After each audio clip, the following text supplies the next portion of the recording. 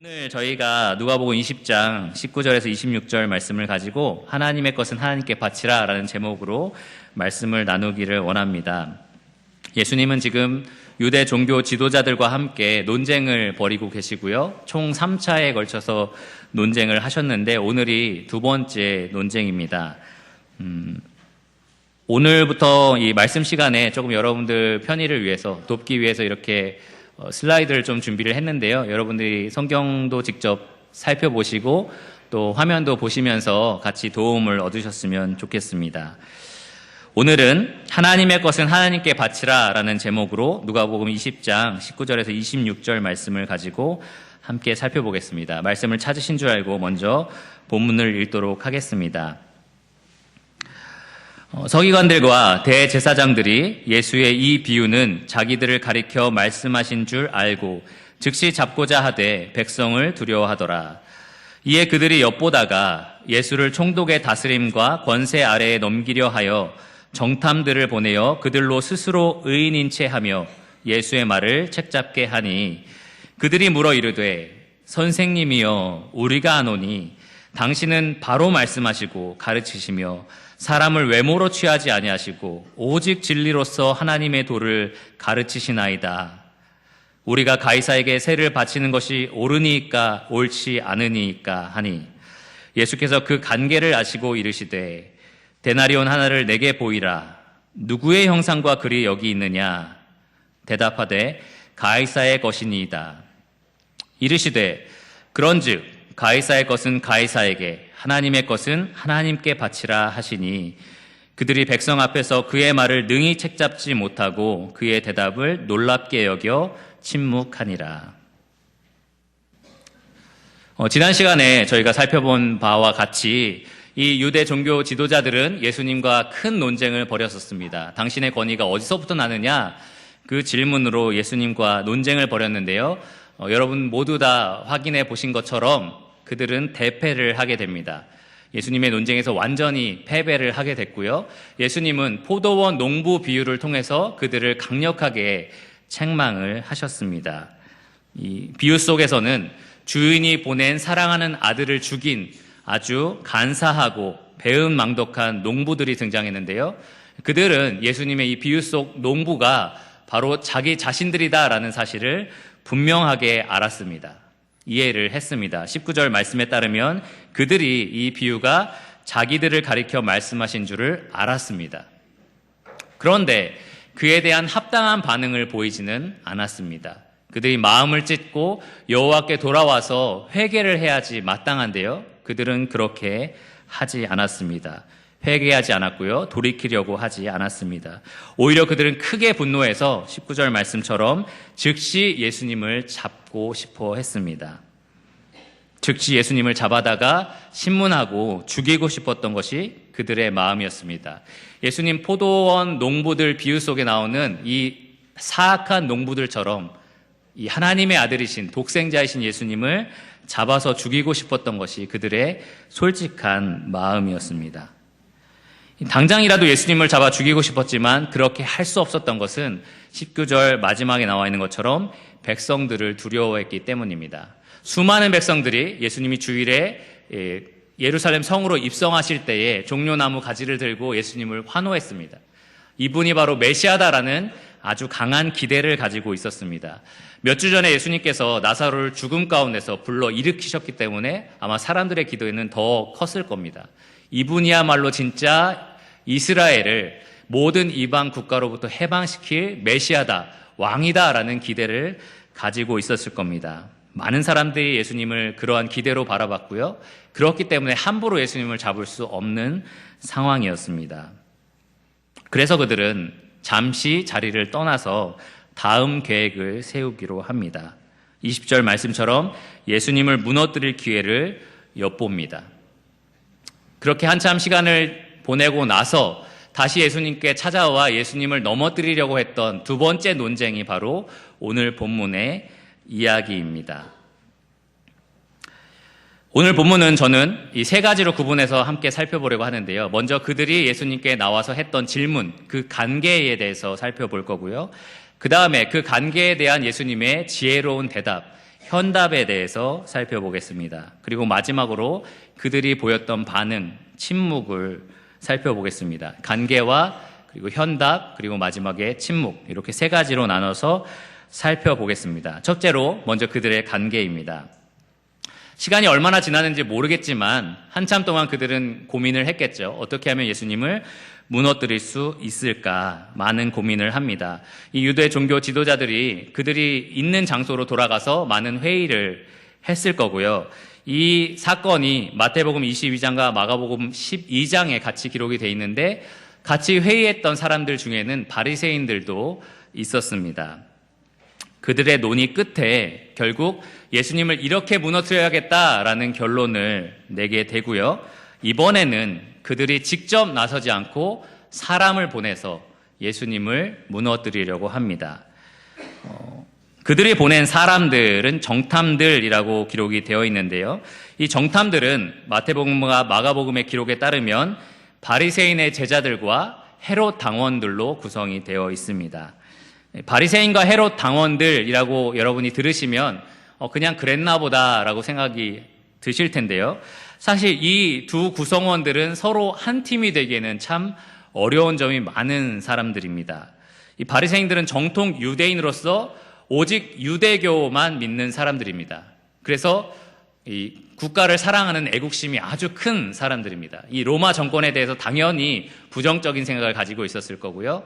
이 유대인이 독립국가를 이루는 것이 우선이다라는 생각을 했을 겁니다. 이 로마가 압제하고 로마가 간섭하는 것들을 굉장히 싫어했었습니다. 특별히 종교적인 것들을 건드리면 이 유대교를 사랑한 바리새인들은 매우 화를 냈었습니다. 반면 헤롯 당원들은 그 이름에서 알 수 있듯이 헤롯을 추종하는 무리들입니다. 이 헤롯은 로마에게 정권을 위임받아서 그 지역을 다스리는 이두미안 왕이었는데요. 이 헤롯 왕이 이스라엘에서 큰 정권을 가지고 있고 권력을 가지고 있고 영향력을 가지고 있으니 그에게 붙어서 이익을 보고 싶어 했던 사람들이 바로 이 헤롯 당원들입니다. 당연히 친정부겠죠. 그랬던 사람들이고 헤롯 왕가가 오랫동안 이 로마 사회에서 정권을 유지하기를 바랬던 사람들이 바로 이 헤롯 당원들입니다. 그래서 만약에 일제강점기 시대다라고 생각을 해보면 이 바리새인들은 대한민국의 독립을 추구하는 독립운동가들인 거고요. 이 헤롯 당원들은 친일파로서 일본 정권에 빌붙어서 사는 그들에게 유익을 얻고 싶어하는 그러한 사람들입니다. 독립운동가와 친일파가 한 팀이 된다. 이렇게 상상이 되십니까? 상상이 되지 않는 장면입니다. 하지만 이들은 이날 한 팀이 됩니다. 한 팀이 되어서 예수님께 찾아옵니다. 예수님을 죽이고 싶어하는 단 한 가지의 목적에 있어서 그들이 한 마음이 되었기 때문입니다. 오늘 이 사건에 처음 일어난 일은 아니고요. 예수님이 갈릴리에서 사역을 했을 때부터 헤롯 당원과 바리새인들은 예수님을 죽이고자 함께 논의를 시작했습니다. 수년 전부터 이들은 예수님을 죽이려고 했던 겁니다. 예수님만 죽으면 이 바리새인들은 예수님이 그들에게서 뺏어간 인기와 명예나 존경심들을 얻어갈 수 있습니다. 다시 그들이 얻을 수가 있습니다. 많은 사람들이 지금 예수님을 따라가고 있는데요. 원래부터 자기들의 말을 듣고 자기를 추종하고 자기를 존경했던 사람들이니까 이 예수만 없어지면 다시 이 백성들이 우리에게 돌아올 것이다. 그러한 기대를 바리새인들이 가지고 있었습니다. 헤롯 당원들 역시 유대인의 왕으로 선포된 메시아, 이 예수님이 죽기만 한다면 오랫동안 헤롯 왕가가 장기 집권할 수 있는 체제가 될 것입니다. 그래서 이 두 팀 다 예수님이 죽기를 바랬습니다. 바리새인의 제자들과 이 헤롯 당원들이 지금 예수님을 찾아왔고요. 그들을 보낸 사람들은 유대 종교 지도자들이었습니다. 이 정탐들은 예수님 앞에 와서 의인인 척합니다. 처음부터 팔짱을 끼고 무슨 말 하나 보자 이런 식으로 예수님을 경계하고 책 잡으려고 했던 것이 아니라 예수님 눈에서는 그들이 이 예수님을 따르고 의인이고 그런 것처럼 이 사람들이 행동을 했다는 거죠. 예를 들어서 좋은 리액션을 했겠죠. 예수님 말씀하시면 옳습니다. 그게 맞습니다. 정말 그렇게 생각합니다. 이런 식으로 리액션을 했을 겁니다. 아마 이 가운데도 말씀을 들으시면서 좋은 리액션 하려고 노력하시는 분이 계실지도 모릅니다. 속으로는 정말 싫어 막 이렇게 생각할지 모르겠는데요. 그런 행동들을 이 사람들이 한 겁니다. 잘 듣는 척, 예수님의 말씀이 맞는 척 그런 식으로 리액션을 합니다. 그러면서 기회가 되었을 때 예수님에 대해서 이렇게 아름답고 선한 말로 칭찬을 합니다. 21절인데요. 선생님이여, 우리가 아노니 당신은 바로 올바로 말씀하시고 가르치시며 사람을 외모로 취하지 아니하시고 오직 진리로서 하나님의 도를 가르치십니다. 먼저 그들은 예수님을 선생님이라고 인정을 합니다. 예수님이 지금 낮에는 성전에서 계속해서 가르치고 계셨는데요. 수많은 사람들이 그 말씀을 듣고 따르고 있었습니다. 이들은 예수님을 선생님이라고 부르면서 그분에 대한 존경심과 그러한 것들을 표현을 합니다. 그 권위를 인정하는 것처럼 보여줍니다. 그리고 나서 칭송을 하죠. 당신은 정확하게 말씀하는 분입니다. 틀리게 말씀하시는 분이 아닙니다. 항상 옳은 것을 말씀하는 분입니다. 가르치시는 것뿐만 아니라 말씀하시는 것에서 거짓이 전혀 없으신 분입니다. 이렇게 칭찬을 합니다. 그리고 당신은 사람을 외모로 보는 분이 아닙니다. 다른 사람의 의견에 휘둘리는 분이 아닙니다. 이 마가복음과 마태복음의 기록에 따르면 아무도 꺼리는 분이 없습니다. 사람들에 의해서 의견이 바뀌는 그런 분이 아니라는 거죠.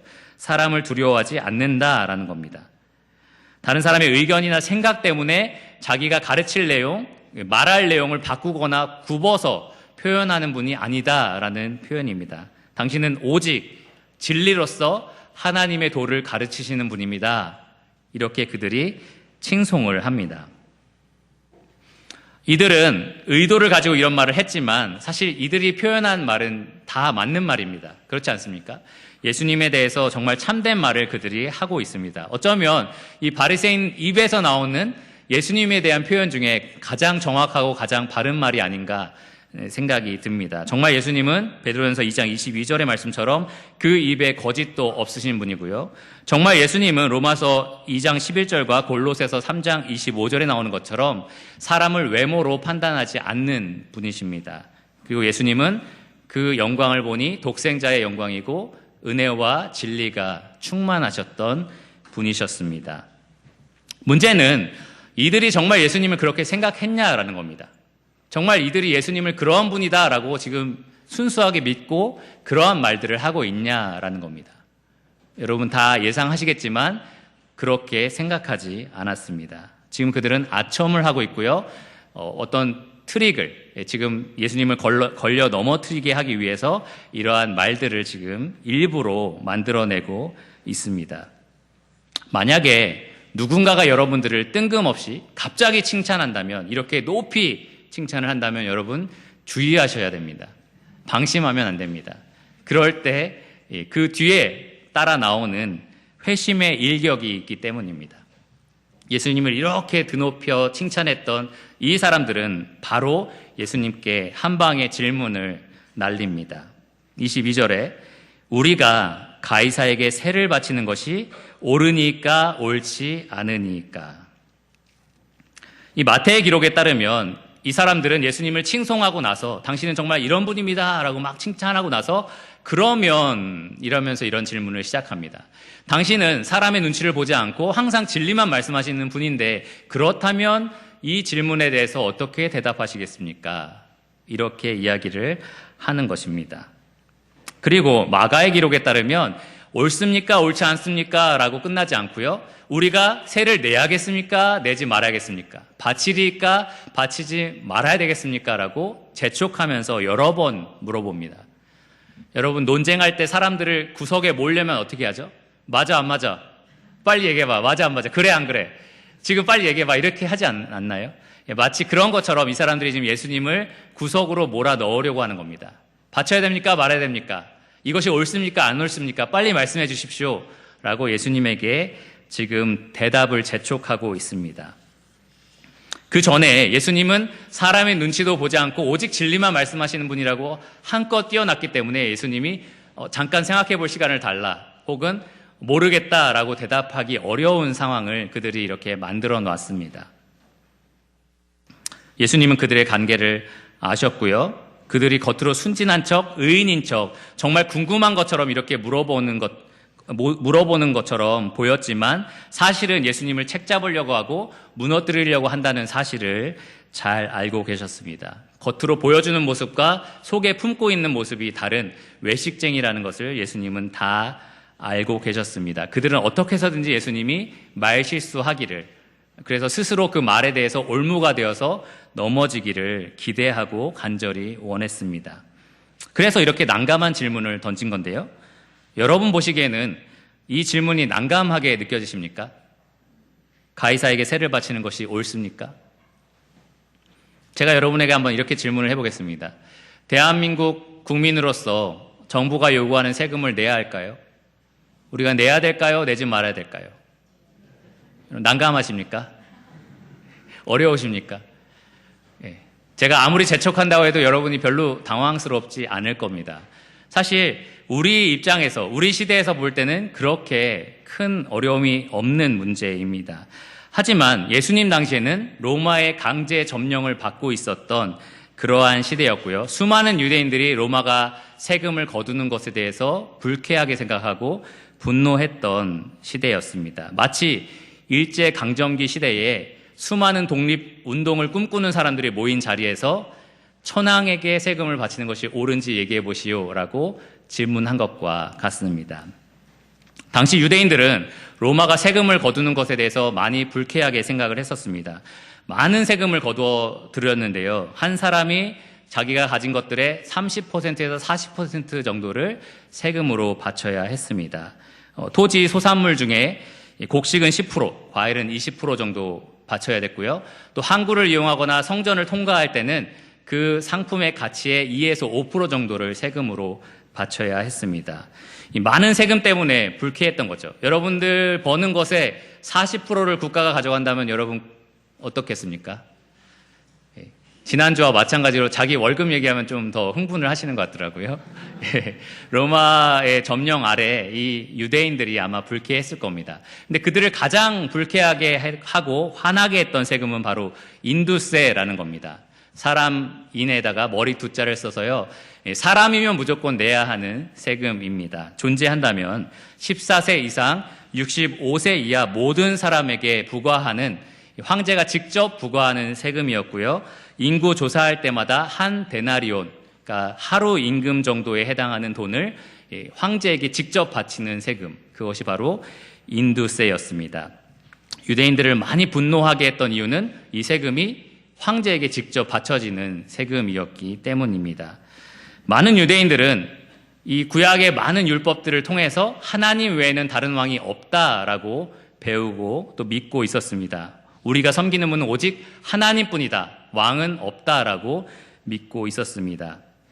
그래서 하나님 외에는 다른 누군가에게 재물을 바치거나 이런 돈을 바치는 일을 그들은 하지 않았었습니다. 그들이 가장 중요하게 생각했던 10계명의 첫 번째 계명, 나 외에 다른 신을 섬기지 말라. 이 황제에게 직접 바쳐지는 이 재물들에 대해서 그들은 우상 숭배다라고 생각을 했던 겁니다.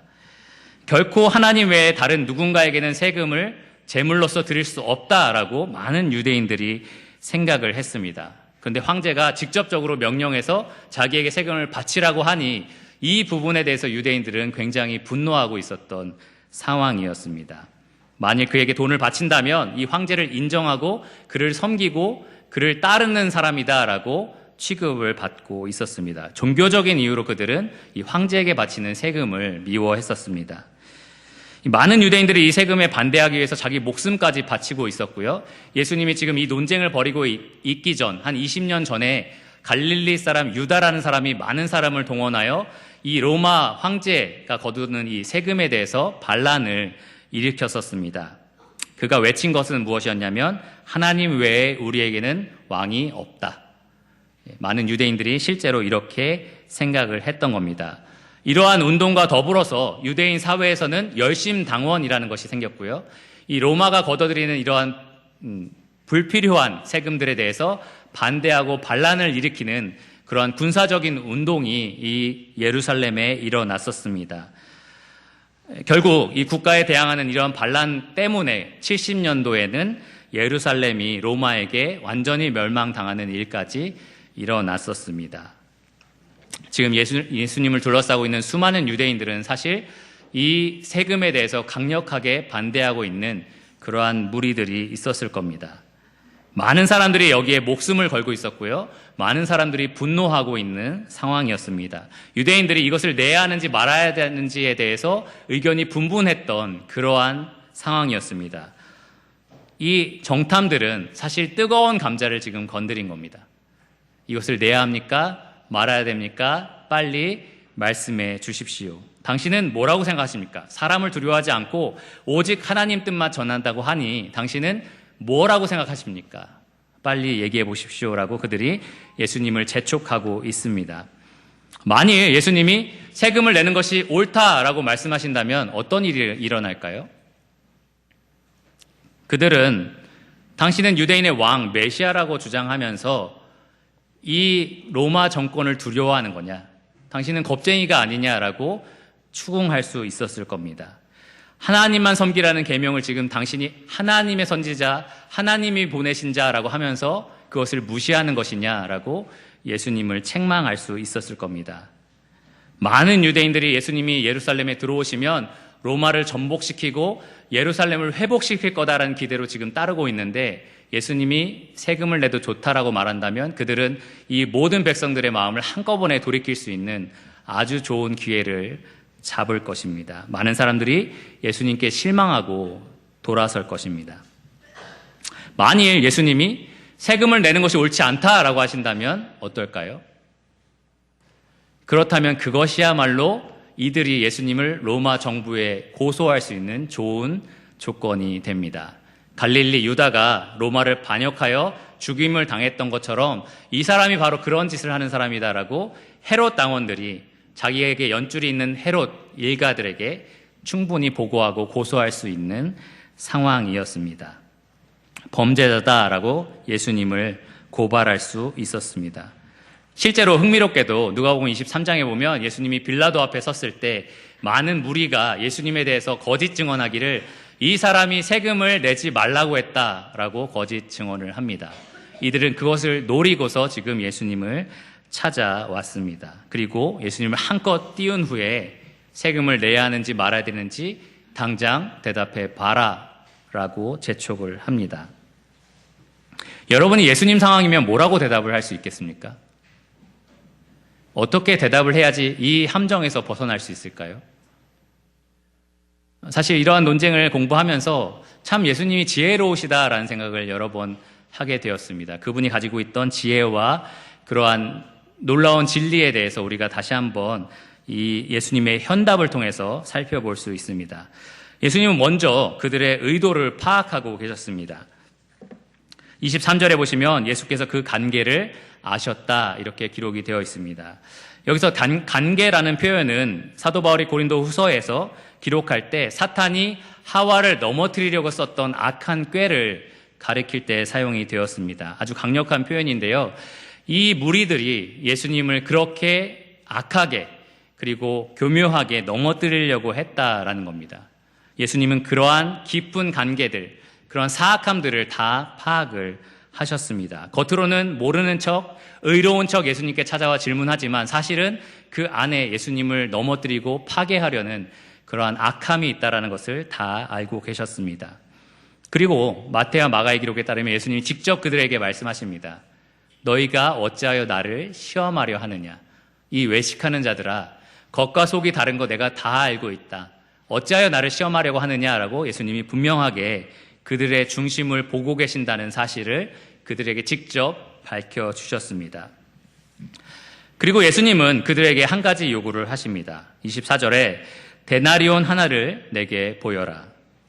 이 한 데나리온이 황제에게 바치는 그 인두세 금액에 해당하는 돈입니다. 그래서 마태복음에는 세금 낼 돈을 가져와라 라고 말씀을 하셨고요. 아마 예수님에게 질문했던 사람들이 주머니를 뒤져서 한 데나리온 동전을 꺼내 예수님께 가져왔을 겁니다. 그 동전은 어떻게 생겼냐?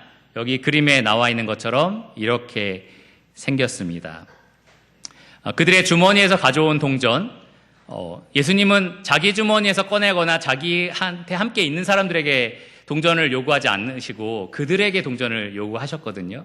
이 별거 아닌 것 같아 보이는 행동이 사실은 예수님에게 질문한 사람들의 외식을 드러내는 그러한 모습이 되었습니다.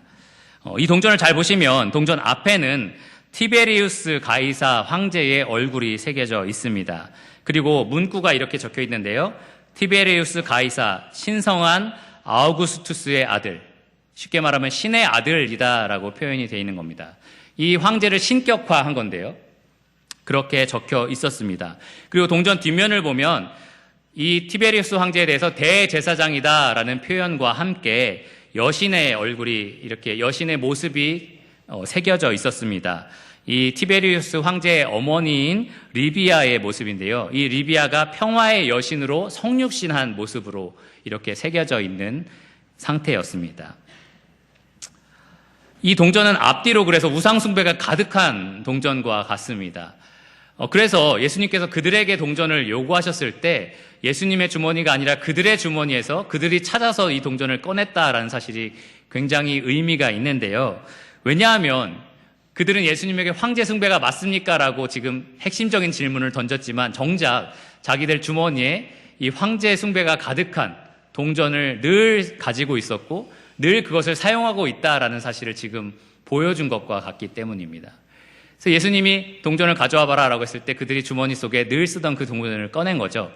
그러면서 사실은 그들이 이것을 늘 사용하고 아무렇지 않게 생각하고 있다라는 것을 확실하게 보여준 것입니다. 그러면서도 예수님에게는 이게 옳습니까? 라고 물어본 것과 같습니다. 쉽게 예를 들면 한국 사람이 한국 물건 써야지 라고 하면서 외제차 타고 다니는 사람하고 비슷한 모습인 거죠.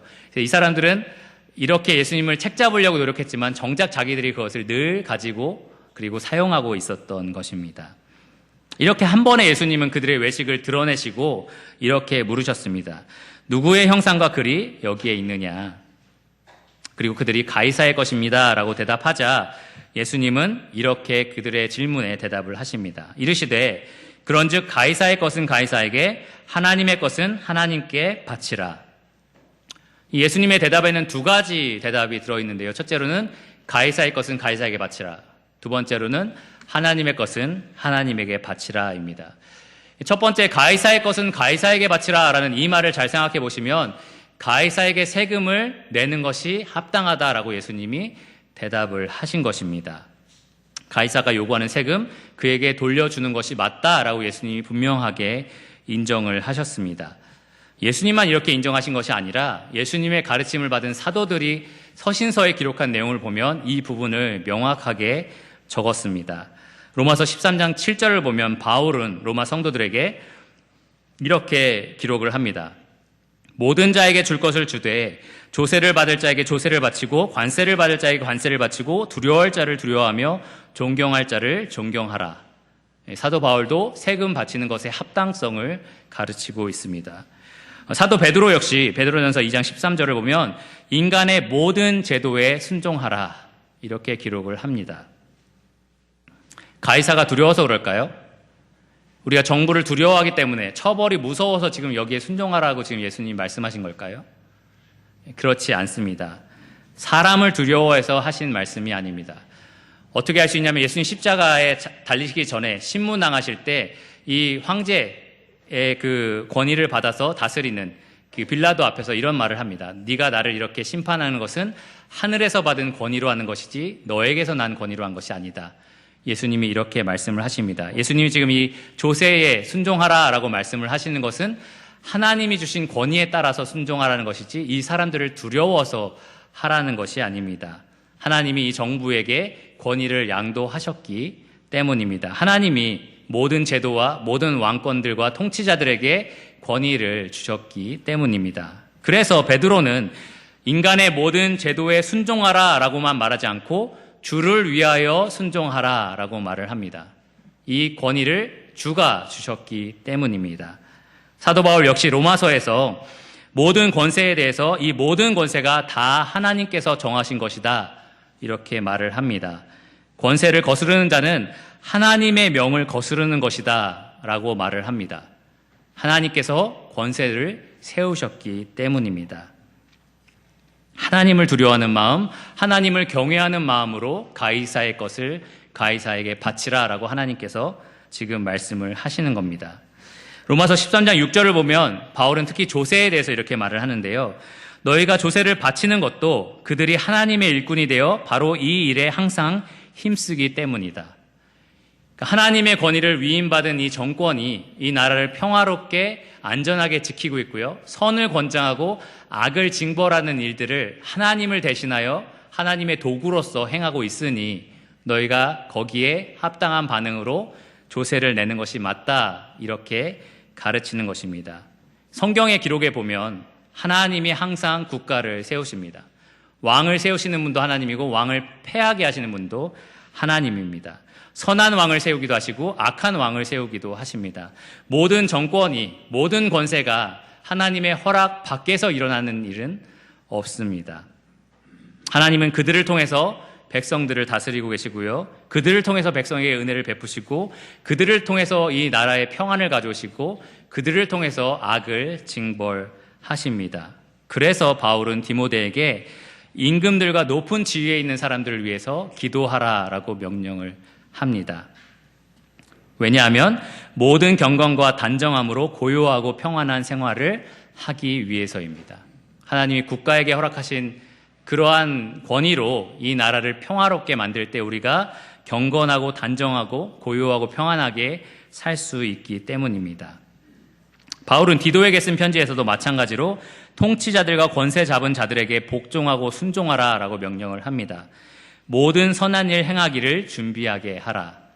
국가가 하나님이 요구하시는 정의와 공의를 온전히 실현할 수 있도록 우리가 준비하게 하라. 도와주라라는 말인데요. 그 도와주는 방편 중에 하나가 순종하고 복종하며 따르는 것입니다. 국가가 선행한 자를 포상할 수 있도록, 국가가 악행하는 자를 징벌할 수 있도록 우리가 돕는 일을 하고 있는 것입니다. 그 중에 하나가 우리가 순종하는 것이고요. 그 순종의 모습 중에 하나가 조세에 순종하는 것입니다. 이러한 가르침이 가이사의 것을 가이사에게 바치라라는 예수님의 이런 가르침이 모든 정부에 대한 무조건적인 순종과 지지를 의미할까요? 그렇진 않습니다. 예수님도 침례 요한도 지도자의 잘못에 대해서 강력하게 꾸짖으셨습니다. 모든 그들이 하는 것에 대해서 지지하고 환호하라는 말씀이 아닙니다. 가이사의 것을 가이사에게 바치라라는 이 말이 그러면 정부에 대한 무비판적인 비판 그리고 반대를 권장하고 옹호할까요? 그렇지도 않습니다. 예수님은 이 땅에 오셨을 때 모든 정부의 세금 요구를 순종하셨습니다. 또한 부당했지만 모든 재판과 신문 과정에 순종하셨습니다.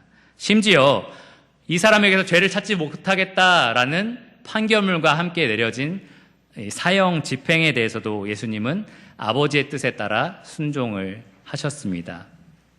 우리가 가이사의 것은 가이사에게 바치라라는 이 말씀에 순종하기 위해서는 이 예수님의 본을 우리가 따라야 합니다. 하나님이 이 땅에 권세를 세우셨다라는 것을 우리가 인정할 수 있어야 됩니다. 비난하고 욕하고 항상 비판만 하고 무시하고 하찮게 여기고 그런 것들은 예수님이 말씀하신 가르침에 어긋나는 일입니다. 우리가 그 권위를 하찮게 대하고 멸시하고 비판할 때, 무비판적으로 정죄할 때 사실은 우리는 그 위에 세우신 하나님의 권위를 무시하는 것과 같습니다.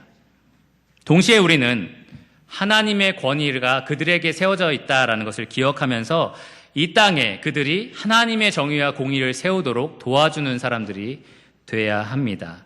그들이 하나님의 뜻에 거슬려서 이 땅을 통치할 때에, 하나님의 뜻에 거슬려서 악을 이 땅에 실현시키려고 할 때에 우리는 담대하게 그것에 반대할 수 있어야 되고요. 겸손히 그것을 비판할 수 있어야 되고 때로는 순종을 거부할 수도 있어야 합니다. 만약에 국가가 이 강단에서 동성애에 대해서 말하지 말라라고 막는다면 때로는 우리가 하나님을 위해서 하나님의 뜻에 따라 반대할 수도 있어야 합니다. 하지만 언제나 악은 악으로 갚지 않고 선으로 갚아야 한다는 사실을 우리가 잊지 말아야겠습니다. 그것이 가이사의 것은 가이사에게 바치라는 예수님의 말씀에 대한 교훈입니다. 두 번째로 예수님의 대답은 하나님의 것은 하나님께 바치라라는 것이었습니다. 여러분, 하나님의 것은 무엇일까요? 질문을 조금 바꿔서 말씀드리면 하나님의 것이 아닌 것이 무엇일까요? 네, 없습니다. 모든 것이 다 하나님의 것입니다. 모든 만물이 다 하나님의 것이고요. 모든 사람이 다 하나님의 것이고 모든 사람이 가진 소유물과 모든 사람이 누리고 있는 모든 것이 다 하나님의 것입니다. 만물이 그로 말미암아 나왔고 그를 위하여 창조되었습니다. 하나님의 것은 하나님께 바치라는 말은 결국 우리의 모든 것을 다 하나님께 드려야 한다라는 말입니다. 가이사의 형상이 새겨진 동전을 가이사에게 바쳐야 한다면 하나님의 영광이 드러나는 만물과 하나님의 형상대로 창조된 우리가 누구에게 바쳐져야 될까요?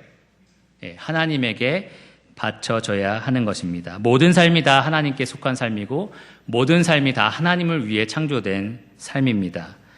그래서 바울은 우리 몸을 하나님이 기뻐하시는 거룩한 산 제물로 드리라 이렇게 로마서 12장 1절에 명령하고 있습니다. 우리의 육체, 이 몸뚱아리를 말하는 것이 아니라 우리의 모든 전인적인 삶을 말합니다. 우리의 모든 것을 다 하나님께 드려라, 예배로 하나님께 드려라 라고 말을 합니다.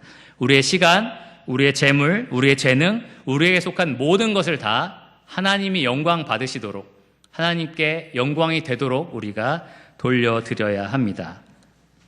고린도전서 10장 31절에 나와 있는 것처럼 그러므로 우리는 먹든지 마시든지 무엇을 하든지 다 하나님의 영광을 위해서 하는 것입니다. 그것이 하나님께 바쳐진 삶입니다. 만약에 예수님께서 가이사의 것은 가이사에게 바치라 라는 대답만 하셨다면 이 정탐들이 분명히 예수님을 넘어뜨릴 수 있는 소지가 생길 것입니다. 예수님이 비겁하게 로마 정부가 무서워서 이런 겁쟁이 같은 발언을 했다라고 분명히 추궁당할 수 있었을 겁니다. 하지만 예수님은 바로 이어서 하나님의 것은 하나님에게 바치라 라고 말씀을 하십니다. 하나님에게 속해 있는 모든 것을 하나님의 뜻대로 하나님께 영광이 되도록 드려야 한다. 그것이 마땅한 것이다 라고 말씀을 하신 것입니다. 사실은 그렇게 하기 위해서 가이사의 것을 가이사에게 바치는 것입니다.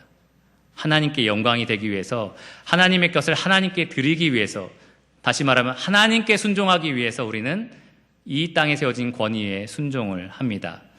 예수님께 이 질문을 한 종교 지도자들은 가이사의 것과 하나님의 것을 이분법적으로 나눠서 가이사의 것은 가이사에게만 바쳐야 되고 하나님의 것은 하나님에게만 바쳐야 하니 세금을 누구한테 바쳐야겠습니까? 라고 예수님에게 질문을 했지만 예수님은 그렇지 않다. 사실 모든 것이 다 하나님의 것이고 모든 것이 하나님의 영광을 위해서 드려져야 한다.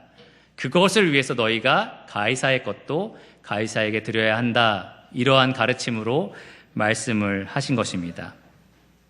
가이사의 권위에 순종하는 이유는 다른 것이 아니라 하나님의 권위에 순종하기 위해서입니다. 가이사의 것을 가이사에게 바치는 이유는 다른 것이 아니라 하나님의 것을 하나님에게 바치기 위해서 그렇게 하는 것입니다. 여러분이 세금 내는 거요? 아깝다. 난 차라리 헌금했으면 좋겠다. 이렇게 생각할 수도 있잖아요. 물론 헌금하시면 참 좋은 거지만 세금을 내는 것조차 사실은 하나님께 영광을 드리는 하나님이 세우신 권위를 인정하는 예배 행위다라는 생각을 가지셔야 합니다. 이분법적으로 우리가 교회와 관련되지 않는 다른 일들은 다 하나님과 관련 없는 일로 이렇게 바리새인처럼 구분하며 살 수는 없습니다. 예수님 지금 그 부분을 분명하게 얘기를 하십니다.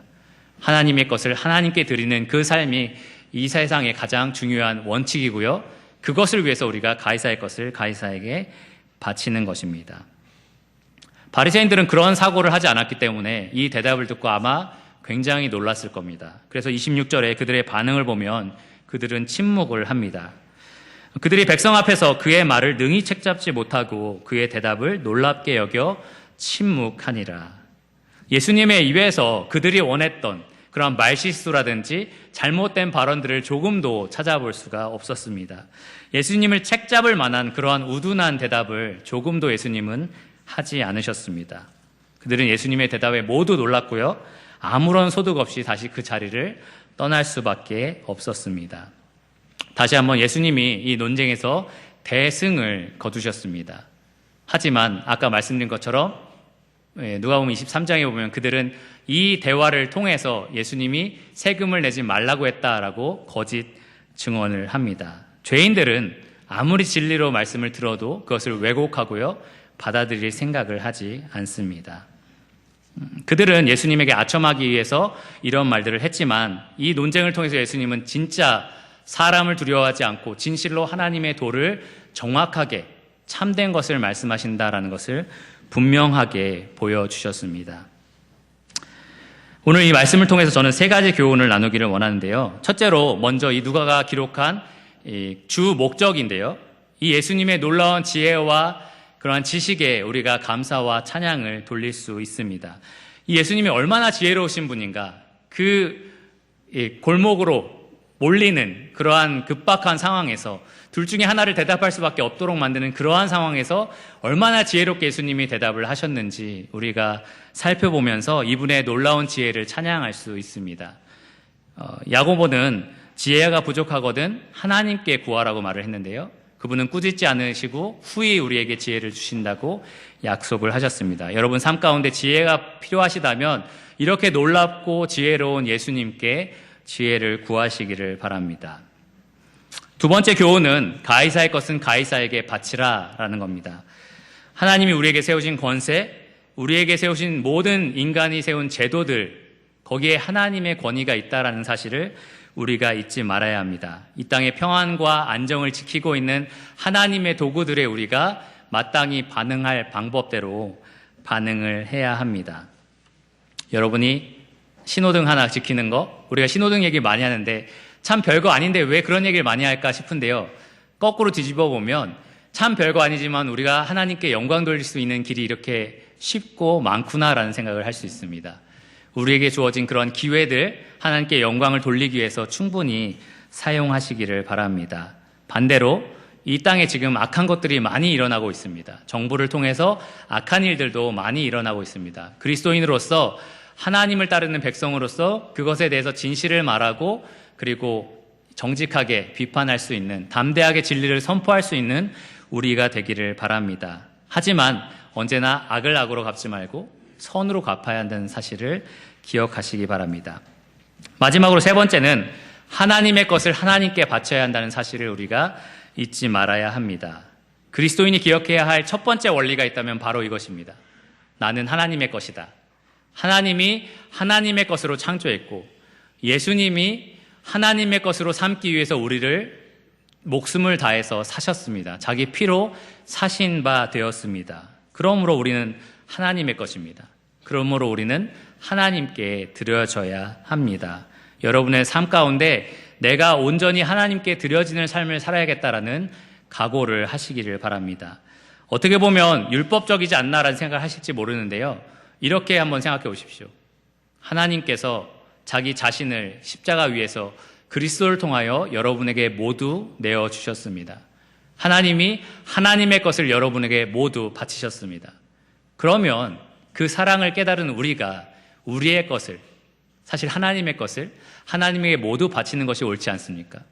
그러한 사랑으로, 그 은혜로 자발적으로 우리가 하나님께 우리 삶을 온전히 드리는 그러한 사람들이 되기를 원합니다. 웨스트민스터 그 교리 문답에 보면 이러한 질문과 대답이 있습니다. 사람의 제일 되는 목적이 무엇인가? 그 대답은 이와 같습니다. 하나님을 영화롭게 하는 것과 영원토록 그를 즐거워하는 것이다. 여러분이 삶을 살면서 어려움도 있을 거고요. 좋은 일도 많이 있을 거지만 여러분의 삶을 살아가는 목표 하나를 정하신다면 바로 이 목표를 두시기 바랍니다. 하나님을 영화롭게 하는 것과 영원토록 그를 즐거워하는 것입니다. 어떻게 하면 하나님을 영화롭게 하고 그를 즐거워하게 살 수 있을까요? 오늘 예수님이 말씀하신 것처럼 하나님의 것을 하나님께 온전히 바치는 자로 사는 것입니다. 여러분의 삶을 하나님께 온전히 드리는 예물로 그렇게 살아가시기를 바랍니다. 기도하고 말씀을 마치겠습니다.